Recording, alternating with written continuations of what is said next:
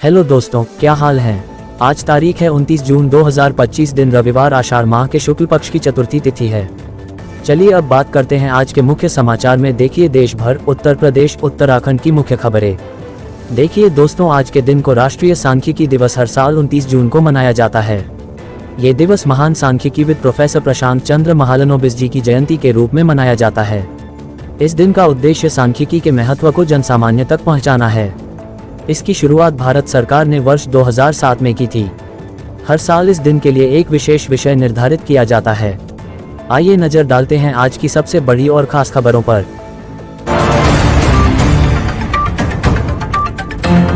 PM से बोले शुभांशु, अंतरिक्ष से 16 बार धरती की परिक्रमा, 28,000 km प्रति घंटे की रफ्तार। भारत और 3 अन्य देशों के अंतरिक्ष यात्री एक्सियोम-4 मिशन के लिए अंतर्राष्ट्रीय अंतरिक्ष स्टेशन ISS पर गए हैं। शुभांशु शुक्ला के अंतरिक्ष पहुंचने के कुछ ही घंटे बाद पीएम मोदी ने उनसे बातचीत की। इस दौरान शुभांशु ने कई रोचक पहलुओं पर बात की।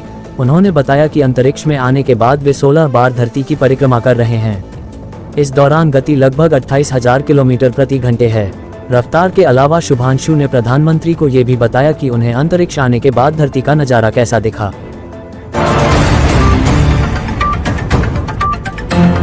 बंगलुरु में गरुड़ फोर्स और गोरखा राइफल्स की संयुक्त मॉक ड्रिल, आतंकवाद विरोधी तैयारी को मिली मजबूती।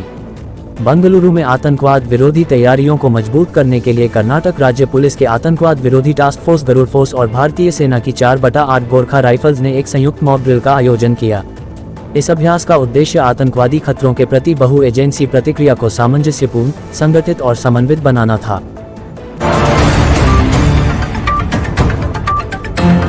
हिरासत में लिए गए सुकांत मजूमदार दुष्कर्म की घटना के खिलाफ कर रहे थे विरोध प्रदर्शन।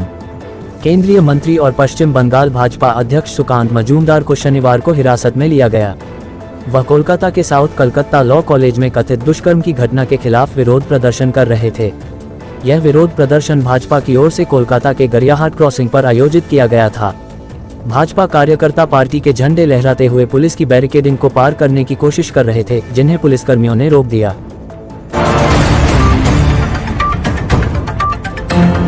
भाजपा विधायक का पलटवार, कहा पहली कक्षा से हिंदी अनिवार्य नहीं, विपक्ष गुमराह कर रहा था। महाराष्ट्र में हिंदी भाषा को लेकर जारी विवाद के बीच भाजपा विधायक प्रवीण दरेकर ने विपक्षी दल पर निशाना साधा है। उन्होंने कहा कि विपक्षी दल महाराष्ट्र के लोगों को गुमराह कर रहे हैं कि स्कूलों में पहली कक्षा से हिंदी को अनिवार्य विषय बनाया जा रहा है। दरेकर ने विपक्षी दल पर इस मुद्दे का अनावश्यक राजनीतिकरण करने का आरोप लगाया।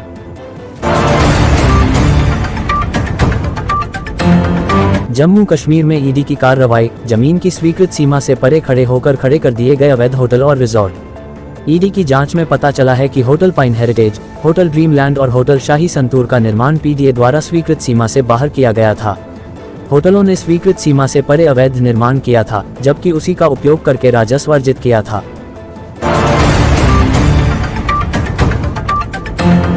मणिपुर में राष्ट्रपति शासन के बीच नई सरकार की तैयारी, बीरेन्द्र सिंह बोले विधायकों के साथ चल रही बैठकें।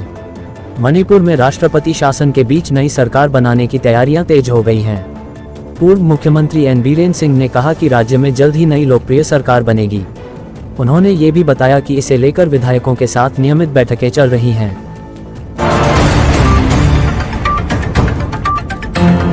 बदले के लिए दिया गया बाघिन और उसके 4 शावकों को जहर, 3 आरोपी गिरफ्तार। कर्नाटक के चामराजानगढ़ जिले में एक बाघिन और उसके 4 शावकों की मौत के मामले में बड़ा खुलासा हुआ है। दरअसल बाघिन और उसके शावकों की बदले के तहत जान ली गई थी। बाघिन ने एक व्यक्ति की गाय का शिकार किया था, जिससे नाराज होकर आरोपी ने मृत गाय के अवशेष पर जहर छिड़क दिया था।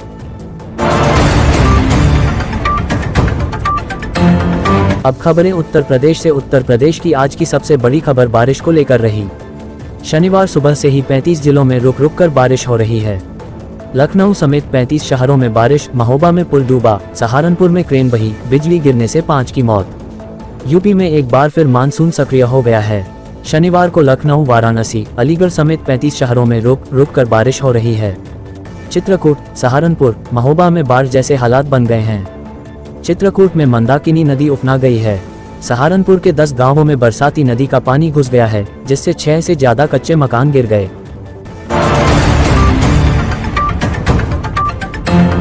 अखिलेश बोले गोरखपुर में गोरखधंधा चल रहा, वहां विरासत नहीं हिरासत गलियारा बनाना पड़ेगा।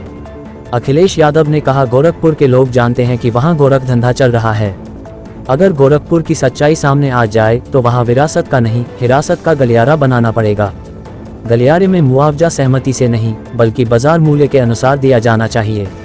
सरकार शासन प्रशासन के दबाव में लोगों से जबरन सहमति दिलवा रही है।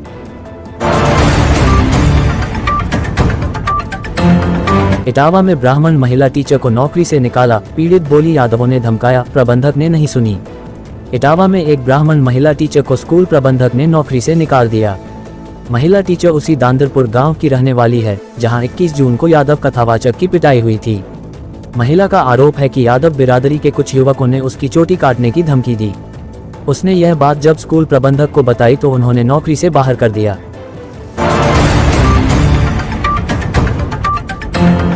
बरेली में जान पर खेलकर तेंदुए का बनाया वीडियो, गार्ड बोला वन कर्मियों ने सबूत लाने को कहा था। बरेली में 30 साल से बंद पड़ी खेतान फैक्ट्री में तेंदुआ पहुंच गया। उसने गाय के बछड़े पर हमला कर दिया। बछड़े की चीख सुनकर गार्ड मौके पर पहुंचा तो वह सहम गया। वह फैक्ट्री की छत पर छिप गया। आहट पाकर तेंदुआ करीब 24 सेकंड तक गार्ड को घूरता रहा, फिर तेंदुआ मौके से भाग निकला। वन्यजीव के आने से इलाके में दहशत है। तो दोस्तों, ये थी आज की बड़ी और जरूरी खबरें। अगर ये अपडेट्स आपको पसंद आए हों तो इस वीडियो को लाइक करें और भावाधस भीम न्यूज़ चैनल को सब्सक्राइब करना न भूलें। मिलते हैं अगली खबरों के साथ, तब तक के लिए नमस्कार। जय हिंद, जय भारत।